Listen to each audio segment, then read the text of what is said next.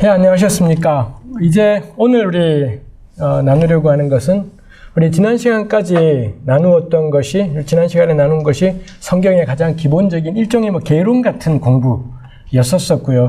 이제 오늘부터는 이제 본격적으로 성경 자체의 내용으로 들어가 보려고 합니다. 우리 다만 한 가지 넘어가면서 짚고 갈게. 우리 지난 시간에 강의에서 다루려고 했지만 못 다룬 것 중에 하나가 이 성경의 영감이 있습니다. 디모데후서 3장 16절 말씀에 기반한, 제가 강의 안에다가 그 구절을 적어두기도 했습니다만 그 부분만 우리가 중요하니 잠깐 언급하고 가도록 하겠습니다. 디모데후서 3장 16, 17절 모든 성경은 하나님의 감동으로 된 것으로 교훈과 책망과 바르게 함과 의로 교육하기에 유익하니 이는 하나님의 사람으로 온전하게 하며 모든 선한 일을 행할 능력을 갖추게 하려 함이라. 여기 성경은 당연히 구약 성경입니다. 요 당시에도 아직 신약 성경은 등장하지 않고 바울이 편지들을 쓰고 있지만 바울이 쓰자마자 바로 성경으로 인정되고 이랬던 건 아니기 때문에 여기 성경은 구약이죠. 구약 성경을 가리켜서 하나님의 감동으로, 이 대단한 표현입니다. 제가 굳이 영어 성경도 NRSV를 같이 강의 자료에다가 적어 두었습니다만 inspire라고 영어권에서 요 디모데후서 3장 16절 때문에 inspire란 이런 단어를 성경과 연관해서 사용하게 된 거고요. 여기 쓰인 그리스어는 사실 호흡이란 단어가 있습니다. 하나님이 내뿜으셨다. 정말 굉장한 표현이죠. 하나님이 내뿜으셨다라고 하니 정말 요 구절을 보면은 성경은 전부 다 하나님이 내뿜으신, 정말 하나님의 입으로 나온 걸 받아 적은 듯한 이런 인상들을 우리에게 주는 것이 있지요. 그래서 이런 구절 때문에 우리네 교회에 생긴 게 성경 무오설, 이런 엄청난 가르침이 생겨나기도 하고 그러했더랬습니다. 근데 전 이 구절이 정말 놀라운 게, 우린 보통 그러면 그 다음에 뭐가 되느냐? 하나님이 내뿜으신 거기 때문에 한 글자도 틀림이 없어, 이런 식의 사고방식으로 가는데 디모데후서는 전혀 그렇게 가지 않습니다. 그래서 어쨌다라는 거냐? 교훈, 책망, 바르게 함, 의로 교육하기에 유익. 그래서 이 책을 읽으면 교훈, 어떻게 살아야 되지? 책망, 인생 그렇게 살지 마라. 바르게 함, 뭐가 올바른 삶인지, 그리고 궁극적으로는 의. 전 신약 성경이나 구약의 의라고 번역된 단어들은 거의 대부분 정의라는 말로 번역하는 게 더 맞을 거다 싶습니다만, 하여튼 이 사람을 의로운 사람으로 자라게 하는데 유익. 이게 디모데후서가 생각하는 내뿜으심의 의미입니다. 하나님이 내뿜으셔서 맞냐 틀리냐가 쟁점인 것이 아니라 뭐가 바뀌는데, 이 성경 읽으면 뭐가 달라지는데, 이게 영감의 가장 기본적인 대상입니다. 우리네 교회, 제가 알기로 우리 영감은 전부 다 오류 여부와 연관이 있습니다. 저는 참 틀린 관점일 거다 싶어요. 성경에 오류가 있다라는 게 아니라 그런 걸로 성경은 오류가 없어서 권위 있는 책인가요? 가령 1 더하기 1은 2. 이 오류가 없잖아요. 근데 이거 본다고 해서 나 감동받았어, 내 삶이 바뀌어. 절대 그런 일은 일어나지 않습니다. 과학책은 얼마나 대단합니까? 근데 그게 나는 과학자로 살래, 이건 바꿀 수 있지만 삶을 바꾸지는 못하겠지요. 성경이 하나님이 내뿜으셨다라는 것은 오류가 있냐 없냐 여부가 아니라 너 삶이 어떻게 바뀌었냐가 쟁점이죠. 그리고는 17절에 이는 하나님의 사람으로 온전하게 하며 모든 선한 일을 행할 능력을 갖춘다가, 영어 성경이 NRSV가 equip이라는 영어 단어를 썼잖아요. equip은 구비하다, 설비하다 이런 겁니다. 제가 요즘식으로 표현하면 스펙을 갖추는 겁니다. 근데 스펙은 스펙인데 무슨 스펙이냐? 모든 선한 일을, 선이라고는 몰랐고 어떻게 살아야지 올바른 삶인지 의로운 삶인지도 하나도 모르던 사람들이 성경을 읽잖아요. 그럼 온갖 일을 행할 스펙들이, 이 스펙은 그냥 자격증 같은 게 아니겠죠. 아무것도 못하던 사람이 이런 때는 이렇게 하는 것이 저게 온갖 선을 행할 능력들을 짱짱하게 갖추게 돼요. 그래서 성경 읽으면 뭐가 바뀌나요? 선을 행할 능력이 짱짱해지는 것. 전 그게 이 디모데후서 구절이 명확하게 이야기하는 바, 그게 성경의 영감의 의미입니다. 지금 우리의 비극은 뭔가요? 성경 겁나 열심히 읽는데 선하지 않다.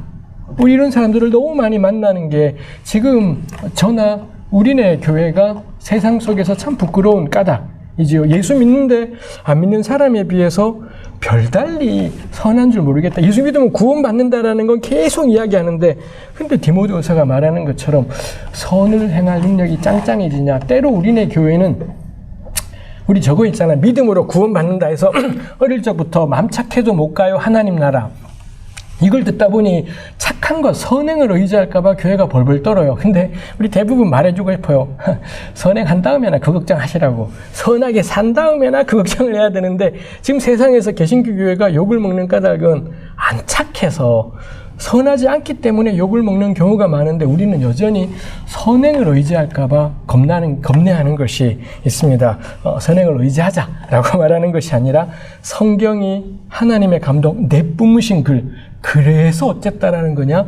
이 말씀을 매일 꾸준히 읽고 묵상하게 될 때 내 삶을 돌아보게 되고 점점 더 선한 사람으로 변화되어 가는 것이 있다라는 것입니다. 저는 거기에 우리 지난 시간에 나누었던 풍성한 삶의 내용하고도 접점이 있겠다 싶은 것이지요. 다시 이제 오늘 분량으로 가보겠습니다.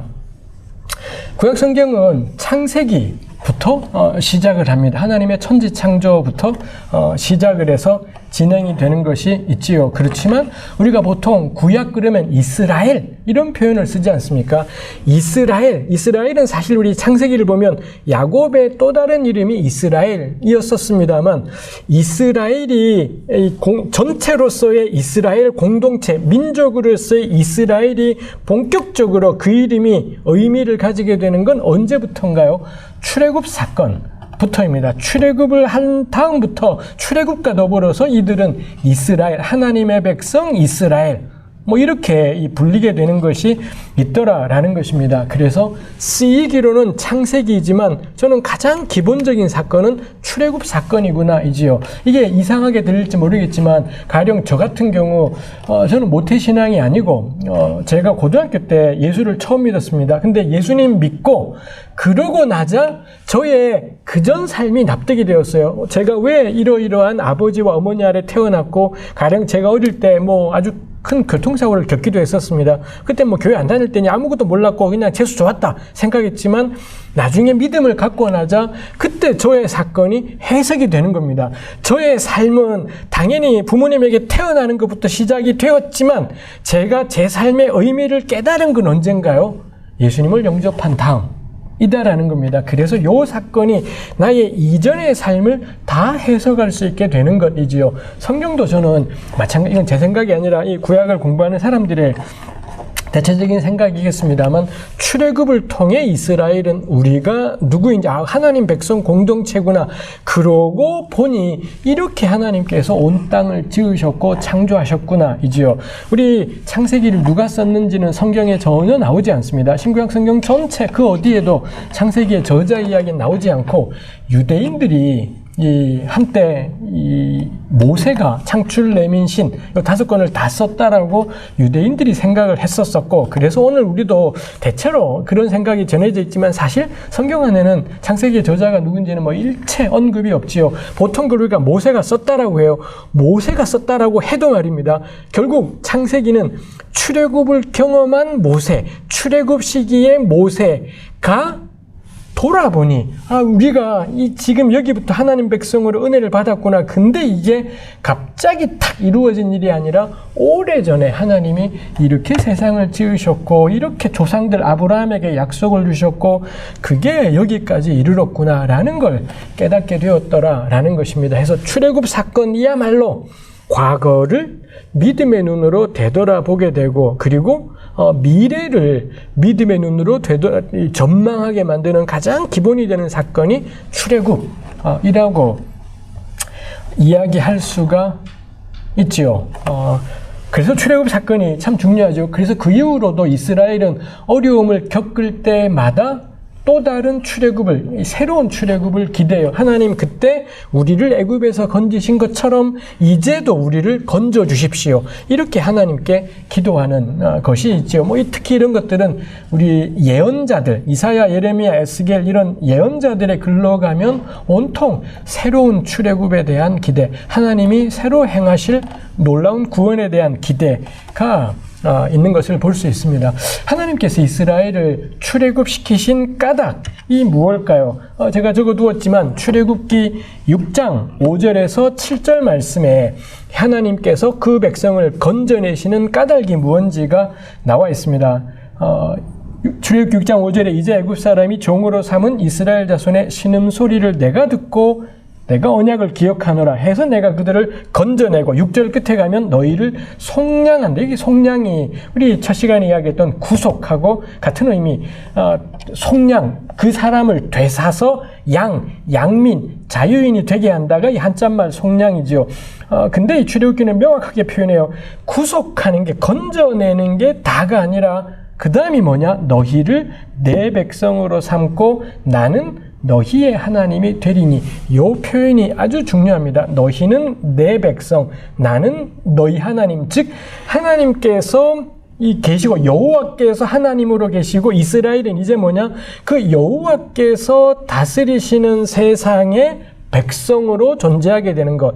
그래서 저는 이 표현이, 보통 학자들은 이 표현을 언약 어구 뭐 이렇게 표현을 해요. 영어의 covenant formula라고 해서 언약 어구라고 표현하는데 뭐 정확한 번역이겠고, 저는 이게 결국에는 뭐냐, 이스라엘이 여호와를 하나님으로 모시고 그 나라의 백성으로 살아간다라는 점에서 저는 좀 더 거창하게 하나님 나라 어구 뭐 이렇게 저는 표현하고 싶기도 합니다. 즉 하나님께서 이스라엘을, 애굽의 종이던 이스라엘을 건져내셔서 이제 너네 자유다, 마음껏 살아 만이 아니라 이제 건져내신 다음에 그 다음에 요구하시는 게 뭐냐? 하나님이 다스리시는 곳에 백성으로 사는 삶, 하나님 나라 백성으로의 초대. 요게 하나님이 당신을, 하나님 스스로를 사람들에게 계시하시는 까닭이다라는 겁니다. 우리 지난 시간에 계시의 목적은 구속이다 했었고, 제 나름으로는 구속이라는 말이 약간은 덜 충분하다 싶은 것이 있었습니다만, 건져내심이 구속이라면 건져내실 뿐 아니라 그 나라의 백성으로 살게 하심. 사실은 이걸 다 합쳐서 구속이라고 부를 수도 있겠고요. 뭐 그렇다면 문제가 없는 것이겠습니다만, 결국 하나님의 계시의 목적은 출애굽을 통해 드러난 바로는 건져내시고 그 나라의 백성으로 살게 하기. 그럼 궁금해지는 게 뭔가요? 그 나라는 어떤 방식으로 운영이 되나요? 그 나라의 운영 규칙은 뭔가요? 그래서 하나님께서 주신 것이 율법 이라는 것이지요. 그래서 구약의 율법은 하나님 나라의 원리, 하나님 나라의 원칙, 뭐 이런 표현을 할 수 있겠습니다. 이 표현, 너희는 내 백성, 나는 너희 하나님, 줄여서 내 백성, 너희 하나님, 이 표현이 성경에 가장 처음에 등장하는 게 출애굽기 6장 6절 7절인 거고요. 이게 구약 전체 줄기차게 반복이 됩니다. 예언자들이 계속 반복을 하고 이 표현이 가장 마지막으로 등장하는 것이 이제 신약으로 오면 요한계시록에 가면 또다시 내 백성 너희 하나님 표현이 등장하는 것을 볼 수가 있습니다. 하나님께서는 왜 이스라엘을 부르셨느냐? 하나님 나라 백성. 그래서 구약에는 이스라엘이 있고 신약은 온 세상이지 않습니까? 그렇다면 구약의 이스라엘을 통해 말하고 싶은 건 뭔가요? 이스라엘만이 특별해가 당연히 절대 아니라 이 하나님 나라 백성으로 사는 게 무언지를 보여주신 거구나. 이거 우리가 납득할 수가 있겠죠. 이 하나님 나라 공식에서 또 하나 짚고 갈 것이, 하나님은 그래서 애초부터 너희는 내 백성, 나는 너희 하나님, 하나님이 원하셨던 건 공동체였구나 라는 겁니다. 나 한 사람 구원받고 천국 갔어요. 요게 아니라 구약 성경이 줄기차게 전하고 싶은 건 하나님 나라의 백성 공동체 가운데 우리를 부르셨다라는 게 구약이 계속해서 우리에게 알려주고 있는 것입니다. 이것도 저는 공동체라는 이슈를 우리가 계속 붙잡고서 성경을 읽을 필요가 있습니다. 제가 또 적어두었던 출애굽기 19장 5절 6절도 마찬가지입니다. 계속 너희라고 표현하면서 너희가 내게 대하여 제사장 나라 거룩한 백성, 뭐 이런 표현들이 계속 나오는 것이 있지 않습니까? 그래서 지 혼자 겁나 바르게 살기가 아니라 어떤 공동체를 만들어 가고 있는지, 라는 겁니다. 사실 그게 오늘 우리로는 교회이지 않습니까? 교회 안에 혼자 겁나 믿음 잘 지키며 살기만이 아니라 우리 교회에는 어떤 모습이 이루어지고 있지? 우리 안에는 높낮이가 있잖아요. 연약한 지체도 있고 좀 안 그런 사람도 있고 환경도 다 다르고, 근데 전체로서의 교회 공동체는 어떤 모습? 전 이게 하나님께서 우리를 부르신 목적이겠다라는 것입니다. 해서 출애굽기에는 이 출애굽 사건이 갑자기 나온 사건이 아니라 아브라함에게 주신 언약으로부터 이어졌다, 이런 표현이 나와 있어서 출애굽기가 창세기를 보고 있는 것이지요. 그 다음에 또 하나가 이 창세기 26장 5절에 보면 이는 아브라함이 내 말을 순종하고 내 명령과 내 계명과 내 율례와 내 법도를 지켰음이니라 하시니라, 뭐 이런 표현이 창세기 26장에 있습니다. 여기 하나님의 말씀을 가리켜 명령, 계명, 율례, 법도라고 개역성경이 4개의 쌍으로 번역을 했습니다. 우리 떠올려 보시면은 명령, 계명, 율례, 법도 이런 표현이 성경책 어느 성경책에 많이 나올 것 같습니까? 이게 막 떠오르신다면 겁나 성경을 많이 읽은 분이시겠습니다만 신명기입니다. 신명기 같은 책에 보면 정말 이 4 표현이 무지하게 많이 나오는 게 있습니다. 궁금한 거는 하나님이 아브라함에게 무슨 명령, 계명, 율례, 법도를 주셨을까? 라는 거죠. 창세기 읽어보면 하나님이 아브라함에게 요구하신 것은 할례를 행하라, 이게 있었었고요. 그 다음에 17장 1절에 가면 내 앞에서 행하여 완전하라, 뭐 이 정도가 있습니다만 명령, 계명, 율례, 법도, 아까 제가 했지 않습니까? 신명기에 이런 표현이 많은데 신명기는 하나님께서 시내산에서 모세에게 주신 율법, 요게 있지 않습니까? 그 율법을 가리켜서 명령, 계명, 율례, 법도 이렇게 표현하는 건 납득이 되겠죠.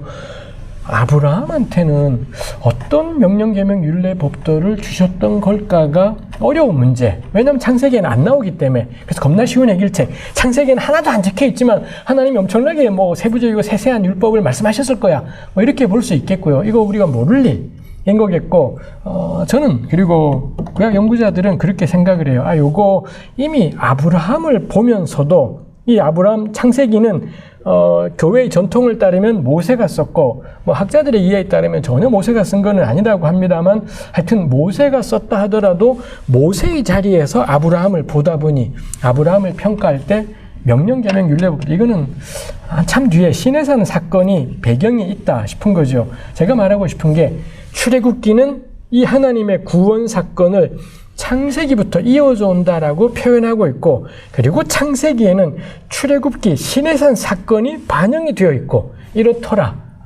라는 것이지요. 그래서 저는 뭐 창세기를 그래서 잘 하자면, 우리 영화 좋아하시는 분들은 혹성 탈출 뭐 이런 영화 보신 적이 있을런지 모르겠습니다. 스타워즈도 대표적입니다만, 스타워즈 4편이라고 나온 게 사실은 가장 최초로 제작되었던 스타워즈입니다. 스타워즈 1이라고 개봉이 됐던 건데, 사실은 그게 스타워즈 전체 시리즈 안에서는 4편인가 그렇습니다. 4편 만들고 5편 만들고, 제가 기억이 불확실하지만 4편 만들고 5편 만들고, 그 다음에 이 4편의 배경이 되는 이 4편 주인공의 아버지 이야기를 그 다음에 만들어요. 그래서 시간적인 순서로는 이게 엉켜버리게 되죠. 이래서 어떤 영화가 먼저 나왔고 그 영화가 히트를 하자 이 영화의 배경이 되는 시기를 찍을 때, 요걸 우리가 가리켜서 영어로 프리퀄이라고 부르지요. 혹성 탈출도 마찬가지입니다. 혹성 탈출도 어떤 영화가 떴고 그 영화 이전에, 이 혹성 탈출은 원숭이들이 지배하는 세상이잖아요. 이게 성공하고 나서 몇십 년 뒤에, 아마 5년 전인가요? 이 어떻게 해서 원숭이가 인류를 지배하게 되었는지 그 이전으로 거슬러 올라가서 찍는 것이지요. 요게 나중에 개봉이 됐습니다만, 이런 것들 우리가 프리퀄이라고 하지요. 창세기는 딱 출애굽기의 프리퀄이라는 겁니다. 출애굽 사건을 통해서 그럼 어떻게 해서 이스라엘이 여기까지 오게 된 거지? 거슬러 올라가서는 창조부터 시작해서 아브라함 이야기, 아브라함, 이삭, 야곱, 요셉, 그래서 애굽, 뭐 이렇게 전개되어져 있다라는 것입니다. 해서 요게 제가 이런 이야기를 나누는 까닭이, 창세기는 우리가 자칫 읽으면은 온 세상을 하나님이 처음에 지으신 이야기, 물론 그런 이야기가 나오지만 이게 초점은 아닙니다. 창세기의 모든 초점은 뭐냐? 어떻게 이스라엘이 존재하게 되었느냐, 하나님 백성이 어떻게 세상 가운데 존재하게 되었지, 이게 창세기가 이야기하고 싶은 이다라는 것입니다. 이게 중요한 까닭, 이런 관점을 가지고 창세기를 읽어야지 엇나가지 않고 저는 창세기의 내용들을 살펴갈 수가 있게 되고, 만약 이게 엇나가 버리잖아요. 그러면은 창세기라는 글을 보면서 전혀 엉뚱한 이야기들을 우리가 하게 될 수 있겠다 싶은 것이 있습니다. 이제 창세기 이야기를 좀 해보도록 하겠습니다. 창세기는 50장까지 있지 않습니까?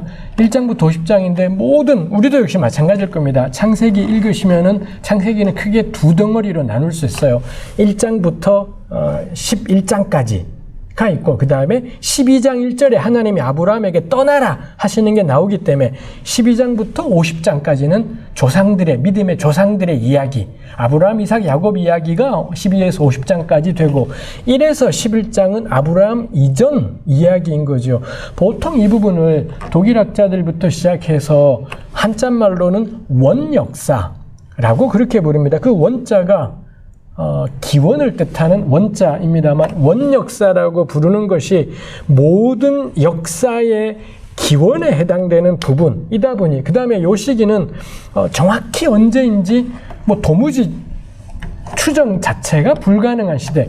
아브라함의 시대는 정말 아브라함이 언제 살았는지 우리가 알 수가 없습니다. 다만 아브라함이 행동하는 모습들을 보면 대략 아브라함은 주전 20세기에서 18세기 요 어간에 아브라함이 존재했다면 존재했을 거다. 요걸 우리가 비슷하게 찾아낼 수가 있는데, 근데 창세기 1장부터 11장까지는 비슷하게라도 못 찾아내요. 원체 표현 자체도 만만치 않고, 그러다 보니 해서 이런 부분을, 그 다음에 요 부분이 나머지 성경 전체의 가장 기본이 되고 뿌리가 되는, 사실 나머지 구약 성경과 신약 성경에는 창세기 1장부터 11장 이야기가 계속 활용되는 것들이 있습니다. 그 점에서도 여기는 기원이 되는 역사, 정확한 역사적인 배경을 찾아낼 수 없어서 원역사이기도 하고, 모든 역사의 기원이 되기 때문에 원역사이기도 하고, 이렇게 말할 수가 있지요. 그래서 저는 창세기 1장부터 11장은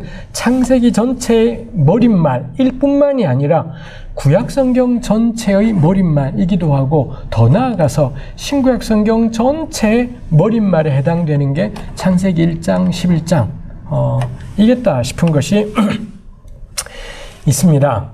그래서 이 부분은 저는 훨씬 더 중요한 것이겠다 싶어요. 창세기 1장부터 등장하는 게 하나님의 창조이지 않습니까? 하나님의 창조, 태초에 하나님이 천지를 창조하시니라 엄청난 말씀으로 시작을 하지요. 제가 지난 시간에 성경이 하나님의 말씀이면서 사람의 글이다 라고 표현했었습니다. 하나님 말씀이니 여기 이 글을 읽을 때 우리에게 필요한 건 믿음의 자세, 그리고 하나님께서 이 말씀을 깨닫게 해주시기를 겸손히 구하는 자세, 이게 하나님 말씀에 대한 우리의 태도인 걸 거고요. 그 다음에 이건 사람의 글입니다. 그러니 그 다음에 우리가 필요한 건 이 글이 문학적으로 어떤 형태인 거고, 어떤 짜임새를 가졌고, 어떤 표현법을 사용했지, 뭘 말하고 싶은 거지, 이런 것들을 따지는 게 필요하겠죠. 창세기 1장은 겁나 깔끔한 틀입니다. 하나님이 이르시되 어쩌고 저쩌고 빛이 있으라 이렇게 말씀하시고, 그 다음에 그대로 되니라, 그 다음에 나오는 게 보시기에 좋았더라, 저녁이 되고 아침이 되니 이는 몇째 날이더라. 딱 틀을 가지고 요 글이 쓰였다라는 것을 알 수가 있죠. 그 점에서 창세기 1장은 잘 다듬어지고 잘 손질된 글인 겁니다. 누가가 자세히 미루어서 살핀 다음에 글을 썼다라고 했지만, 오늘 저도 그렇고요. 우리 대부분 그럴 겁니다. 한번 글을 쓰고 다시 보면 글자 틀린 데도 있고, 자기 표현이 좀 또렷하지 않은 데도 있고, 손보지 않습니까? 퇴고한다 그러지요. 그런 것처럼 창세기 역시 이렇게 깔끔한 틀을 가졌다라는 점에서 이 창세기 1장은 정말 잘 다듬어지고 정리되고 손질되었겠구나 싶은 것이 있지요. 그리고 전반부의 날 동안에는 공간이 형성이 되고요. 하늘이니 땅이니 바다니 공간이 형성이 되고, 후반부에는 그 공간에 살아가는 개체들, 하늘에는 새가, 땅에는 짐승이, 바다나 이 강에는 물고기가 해서 이것도 역시 아주 짜임새 있게 잘 진행이 되어 있는 것을 볼 수 있습니다. 뭐 그 점에서 이 창세기 1장은 뭐 이걸 가지고 객관적인 사실 뭐 이런 걸 우리가 생각할 필요는 없는 일 거겠습니다. 실제로 어떤 일이 어떻게 일어났는지는 모르지만 창세기 1장은 하나님의 창조를 이 매우 신학적이고 조화로운 방식으로 전하고 있다 싶습니다. 그 창세기는 객관적인 이야기에 크게 관심이 없습니다. 가령 넷째 날이 되어야지 해가 만들어지고 달이 존재하게 돼요. 그래서 징조와 사시와 일자와 연한, 즉 시간이라는 게 작동하지 않습니까? 근데 첫째 날에 이미 저녁이 되며 아침이 되니 이는 첫째 날이니라.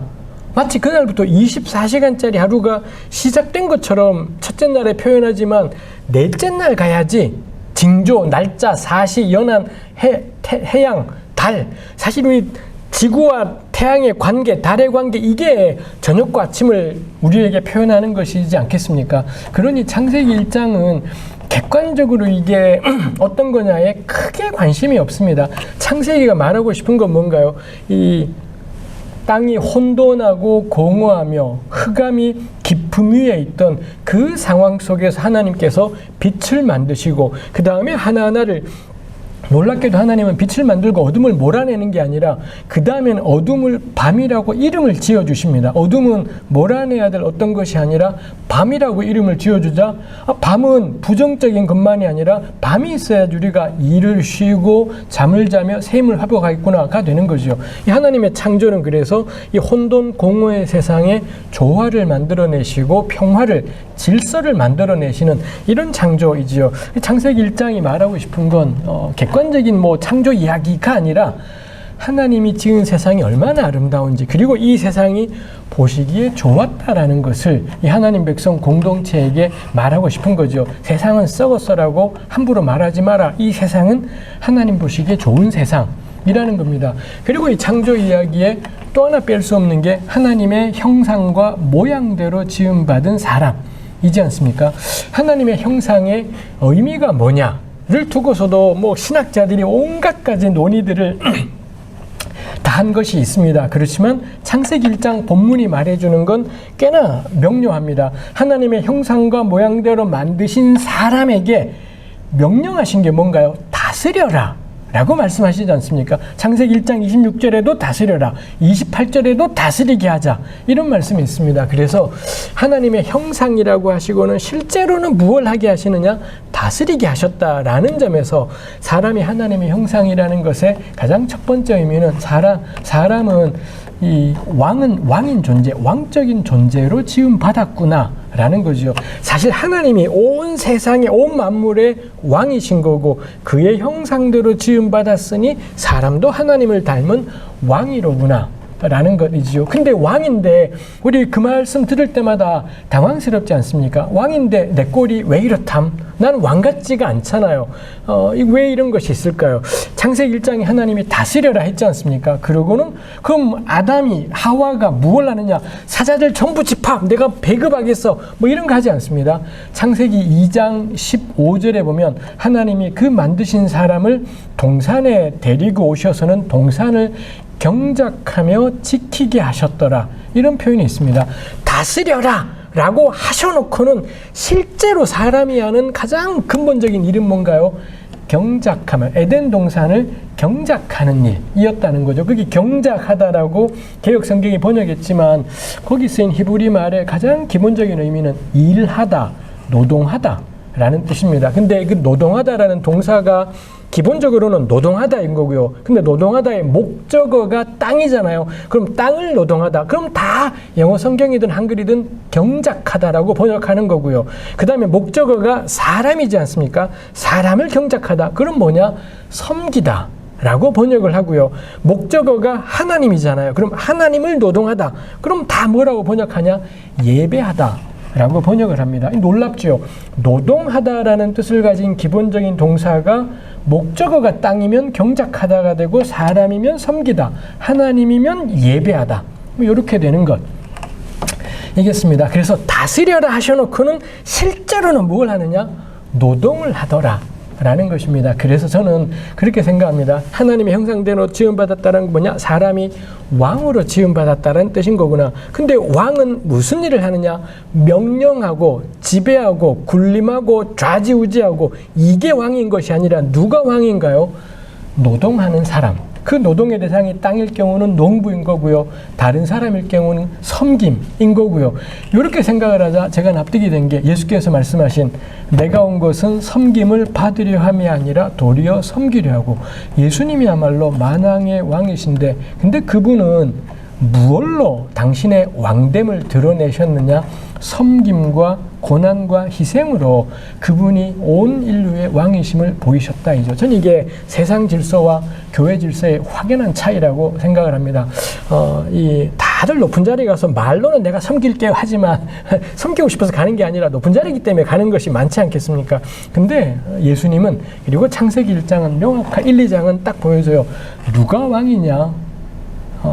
섬기는 자가 왕이다. 이거 근데 안 믿깁니다. 우리 다들 그건 우리 부하라고 생각을 하잖아요. 다들 한 칸이라도 위에 가서 명령을 하는 사람이 되고 싶지, 명령 받는 사람은 안 되고 싶지 않습니까? 근데 성경이, 그 점에서 성경은 우리에게 계속 도전을 해요. 뭐가 왕인데, 뭐가 왕인데, 높은 사람한테 머리 숙이는 것, 그게 관건이 아니라 누가 왕인데, 누가 왕인데를 저는 계속 물어보고, 근데 교회는 겁나 열심히 다니는데 여전히 높은 사람이 높은 사람이라고 생각해요. 당신은 그거는 교회 다니는 게 아닐 거라고. 그건 기독교라는 종교를 가진 걸 수는 있겠지만, 내가 예수를 고백한다라는 건 섬기는 자가 큰 자임을 정말 그렇게 믿는 것, 정말 그렇게 살아가는 것, 이겠다 싶은 거죠. 해서 하나님의 형상은 사람이 왕이다라는 거고, 사람의 왕됨은 노동하는 일, 섬김을 통해 드러나는구나 이죠. 또 하나, 하나님이 그 형상대로 창세기 1장 27절에 보면 형상대로 만드시되 남자와 여자를 창조하셨다, 이런 말씀이 있지 않습니까? 그래서 저는 하나님의 형상의 두 번째는 뭐냐? 혼자서는 못 산다 예요. 하나님이 만드신 게 다 보시기에 좋았는데 유일하게 창세기 2장에 보면 보시기에 안 좋았던 게 뭐냐? 사람이 혼자 있는 게 보시기에 안 좋았다, 뭐 이런 표현이 있습니다. 그래서 이 하나님의 형상대로 지음받은 사람에게 꼭 필요한 또 하나가 뭐냐?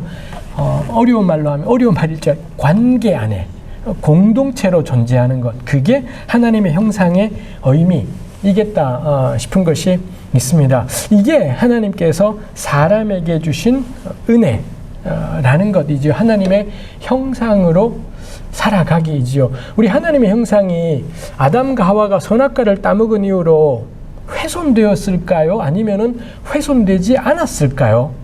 이것도 우리 신학자들에게는 참 어려운 문제입니다. 그렇지만 아담과 하와가 선악과를 따먹은 사건 이후의 본문, 창세기 5장이라든지 창세기 9장에도 여전히 하나님은 사람을 하나님의 형상이라고 표현하고 있고, 신약 성경에도 사람을 하나님의 형상이라고 표현하는 게 있습니다. 그래서 성경의 말씀으로 따르자면 저는 하나님의 형상은 훼손되지 않았다라고 보는 것이 성경적인 견해라고 생각을 합니다. 그 점에서 우리가 하나님의 형상으로서의 우리를 포기하지 않고 살아가는 것이 중요하겠다 싶은 것이 있지요. 해서 이 창세기 1장부터 11장까지의 원역사들은 우리에게 끊임없이 이 중요한 주제들을 말해주는 것이 있습니다.